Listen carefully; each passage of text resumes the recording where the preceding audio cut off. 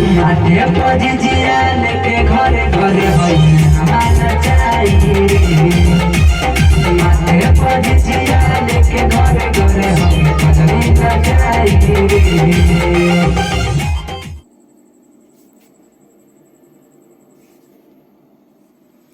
तो hello friend, good morning. आप सभी का फिर से स्वागत है एम के बेस्ट ब्लॉग वीडियो में।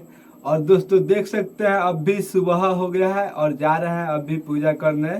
और अगरबत्ती बार दे तो चलिए पूजा कर लेने के बाद उसके बाद वीडियो स्टार्ट करते हैं। आज भी देख सकते हैं बहुत प्यारा सा एक दुर्गा माँ का सॉन्ग लिखे हैं लोग, हम और रिपू दोनों भाई मिलकर। तो चलिए आज उस सॉन्ग को गाते हैं। झिझिया का सॉन्ग है। अगर हमारी सॉन्ग अच्छा लगे तो प्लीज़ हमारे वीडियो को लाइक कर देना और हमारे चैनल को सब्सक्राइब कर देना। तो चलिए अभी सुबह हो गया है, पूजा कर लेते हैं, तब उसके बाद वीडियो स्टार्ट करेंगे। तो गाइस देख सकते हैं अब भी अगरबत्ती बार लिए हैं और चलते हैं अभी पूजा करने। तो चलिए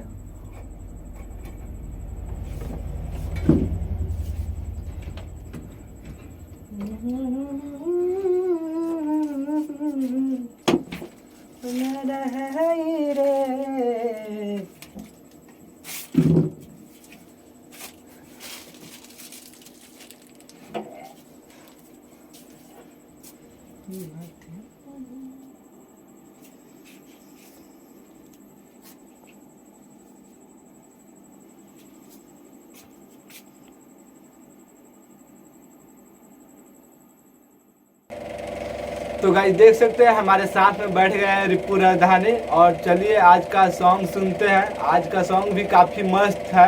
तो चलिए वीडियो के स्टार्ट करते हैं। तो हेलो गाइस, आप लोग कैसे हैं? जैसे कि देख सकते हैं फिर से एक हम नई वीडियो लेकर आ चुके हैं और हम लोग एक झिझिया का बहुत प्यारा गीत बनाए हुए हैं, वो आप लोगों को सुनाते हैं। और कमेंट कीजिए, कमेंट में लिखिए कैसा है या नहीं है। तो चलिए गाइस म्यूजिक लगाते हैं। Music start.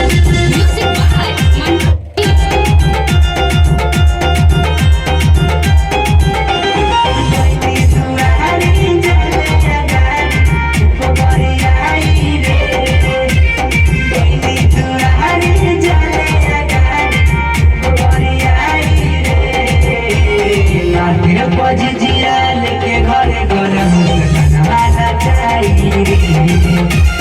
माथे पजिया लेके घरे घरे होई हमारा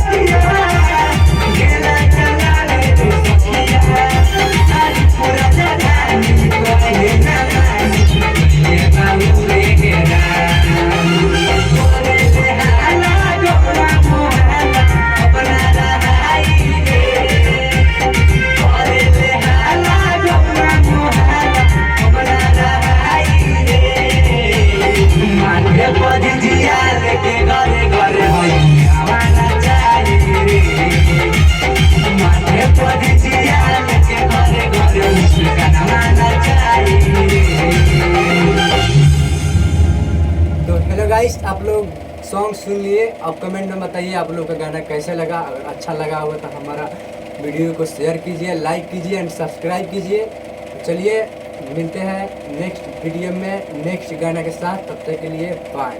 तब तक के लिए बाय दोस्तों, मिलते हैं जस्ट अगले वीडियो के साथ।